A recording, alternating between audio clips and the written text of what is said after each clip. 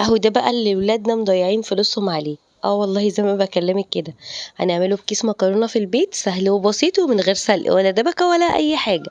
هتعمليه في حله واحده حلوه قوي. في الاول كده هنجيب 4 معالق من الزيت، نسيبهم لما يسخنوا، وبعد كده بننزل بالكيس من المكرونه. بعد كده بنحمر المكرونه لحد ما تاخد معانا لون ذهبي. زي ما انتي شايفه كده، خلي النار وسط علشان تتحمر كلها، ما تبقاش واحده واحده. بعد كده كان معايا حوالي ربع كيلو من السجق، جبته كده وابتديت ان انا اقطعه مكعبات صغيره بالشكل ده.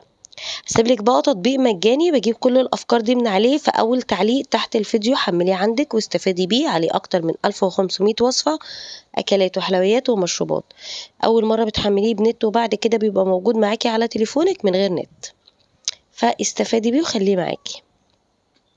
نرجع لوصفتنا بقى. السجق هنا خلاص اتقطع، والمكرونه ابتدت تاخد لون ذهبي زي ما انتوا شايفين كده.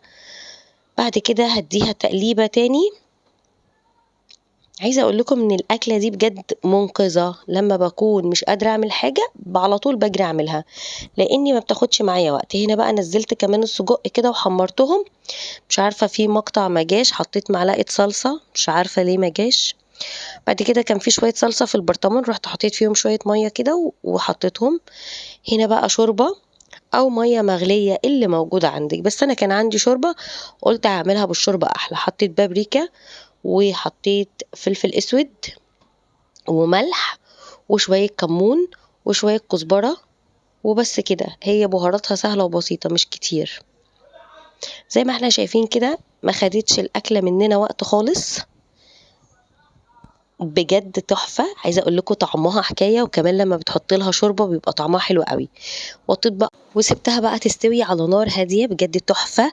لو وصلتي معايا لحد هنا، ما تنسيش بقى تصلي على النبي وتعملي كومنت، وكمان تقولي لي من اي بلد بتشوفيني.